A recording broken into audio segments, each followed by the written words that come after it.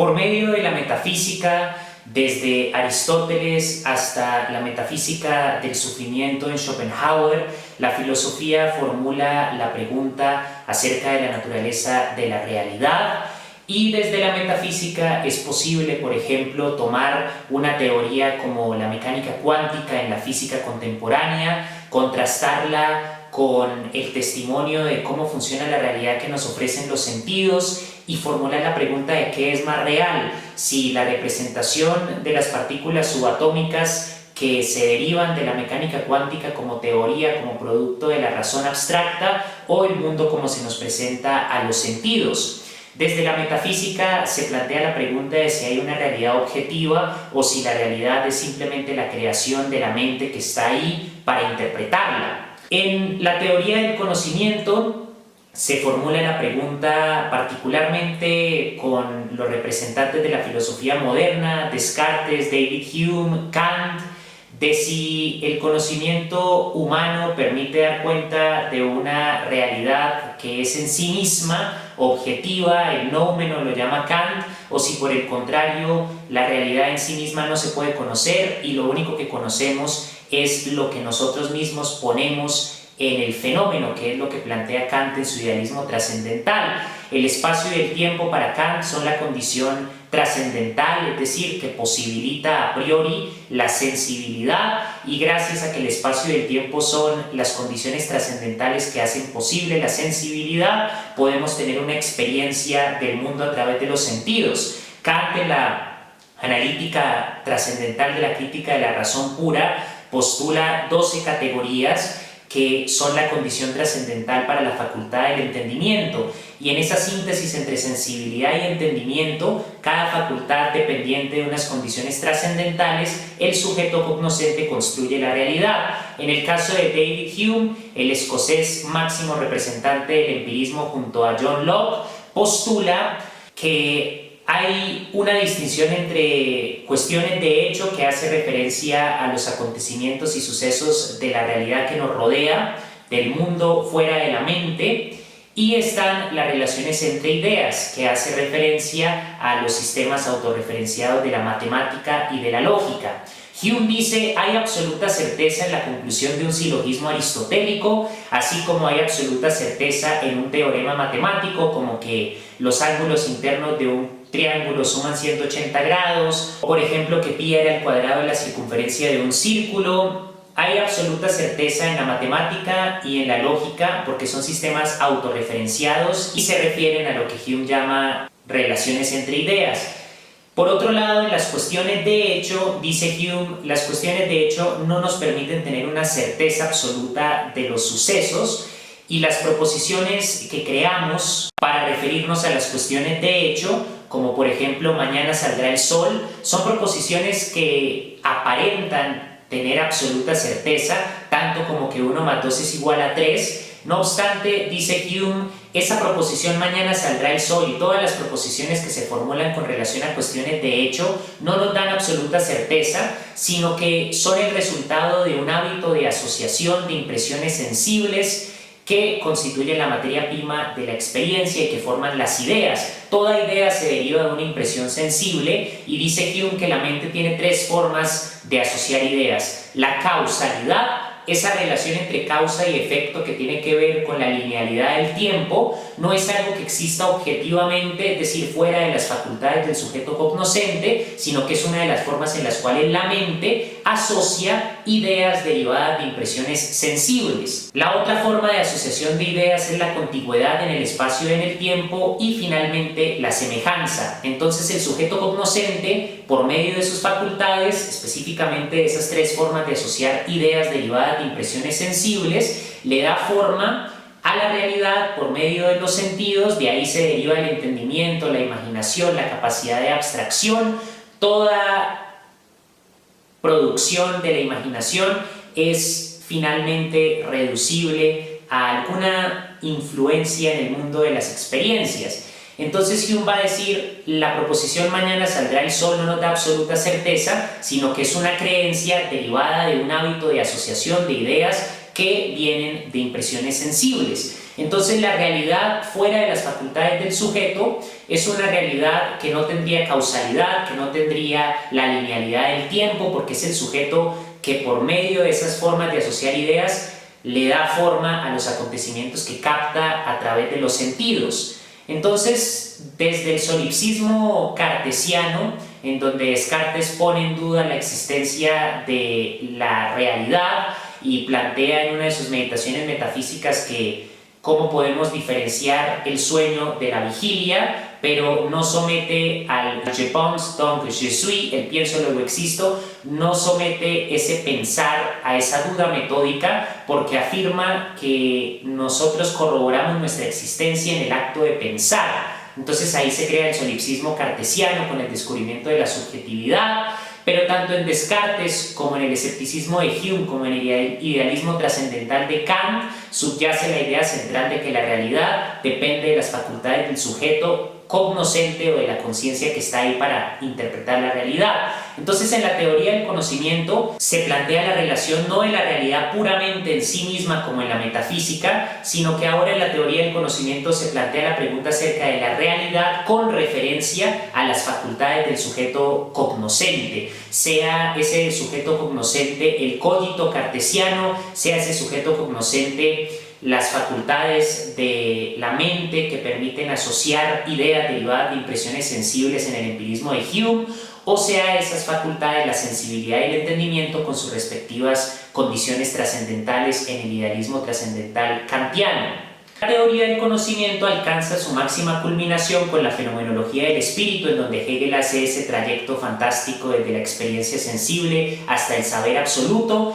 y Hegel agrega el elemento de lo absoluto que necesita autoconocerse y autorrealizarse en el proceso dialéctico de la historia. Los principales referentes serían el solipsismo cartesiano, el escepticismo de Hume y en general el empirismo con Berkeley y Locke, el idealismo trascendental de Kant y la fenomenología del espíritu de Hegel, que implica una teoría del conocimiento en donde la finalidad del conocimiento es llegar a reconciliar lo particular con lo absoluto, que lo absoluto se autoconozca en el proceso dialéctico de lo particular, que implica la inauguración de la dimensión histórica. A través de la ontología, desde Parménides hasta Heidegger, la filosofía se plantea la pregunta acerca de la naturaleza del ser. ¿Qué es el ser? Se plantea desde la distinción presocrática entre esencia y apariencia, pasando por la distinción entre episteme y doxa de Platón, fundamentada en esa imagen inmortal de las sombras que se confunden con la realidad, mientras que el mundo real de los colores y de la luz y de los objetos permanece fuera de la caverna, en el mito de la caverna que aparece en el séptimo libro de la República. Y en la ontología la pregunta es ¿qué es el ser? ¿Cuál es la relación del ser con el tiempo? ¿El ser implica simplemente lo efímero de una apariencia que muta continuamente? ¿O es el ser una esencia que subyace a la apariencia? Por medio de la ética, desde la ética helenística, el estoicismo, el hedonismo con Epicuro, las escuelas de los cínicos, hasta llegar a la ética de la resignación en Schopenhauer, a la ética del vitalismo radical del Übermensch, del sobrehombre en Nietzsche, hasta llegar a la ética en la dimensión política, nos encontramos con 2500 años de reflexiones sobre cómo lidiar con el sufrimiento, las pasiones, la muerte, cómo entender la condición humana. La psicología nace de esas primeras reflexiones sobre la ética y desde luego cómo vivir en sociedad. Entonces la política también está íntimamente vinculada a la ética como campo de reflexión de la filosofía. Desde la estética, el filósofo reflexiona acerca de qué es lo bello en el arte principalmente y exige un conocimiento de literatura, de historia del arte, que es la materia prima para el oficio filosófico en el ámbito de la estética. El filósofo debe saber de literatura, ya que en las grandes obras de la literatura universal, desde la Ilíada y la Odisea de Homero, desde la épica de Gilgamesh, pasando por el Quijote de Cervantes, por las tragedias y comedias de Shakespeare, hasta llegar a escritores como Albert Camus, el existencialista francés, como Sartre, como Hermann Hesse, como Nietzsche, como Baudelaire, como Goethe, que son escritores que tienen una enorme lucidez literaria que les permite reflexionar sobre cuestiones políticas, económicas, históricas, morales, éticas, y hacer filosofía efectivamente por medio de la literatura. Los grandes escritores hacen filosofía a través de su producción literaria. Entonces el filósofo debe saber de literatura, porque así como el escritor acude a la filosofía para crear la sustancia, el argumento, la reflexión sustancial de lo que está escribiendo, el filósofo puede acudir a los símbolos de la literatura para hacer una hermenéutica y dar cuenta de contenidos filosóficos que hacen referencia al espíritu de una época, al espíritu contrahegemónico, a una ideología moralizante o revolucionaria, en fin, a todo el esfuerzo del pensamiento crítico de juzgar y evaluar la sociedad en la que se vive, las condiciones políticas, económicas, los movimientos y procesos históricos. Asimismo, el filósofo debe saber de política, debe saber de economía, debe saber de historia, porque a través de la filosofía social y política, desde Platón, pasando por Locke y Maquiavelo, por Rousseau, por Voltaire, hasta llegar a Marx, hasta llegar a la escuela de Frankfurt, a Foucault, a toda clase de autores que desde la filosofía han pensado la cuestión de la política, de la sociedad ideal, del modo de producción, de la relación entre cultura y modo de producción, de los sistemas políticos, el derecho, desde Arendt hasta Habermas. El filósofo tiene que estar familiarizado con esos campos de las ciencias sociales porque ofrecen la materia prima para reflexionar desde la filosofía acerca del tipo de sociedad en la que vivimos. No se puede hacer filosofía social en la actualidad sin tener una comprensión rigurosa de cómo funciona el modo de producción capitalista, que por ejemplo la ofrece Marx a través de su teoría del valor. No se puede hacer filosofía social sin tener una dimensión histórica, sea una genealogía como la propone Nietzsche, o sea el materialismo histórico de Marx, pero se tiene que tener un fundamento y ese fundamento exige que el filósofo se empape de la historia. Un ejemplo de la importancia del conocimiento histórico lo vemos en la filosofía de la liberación de Dussel.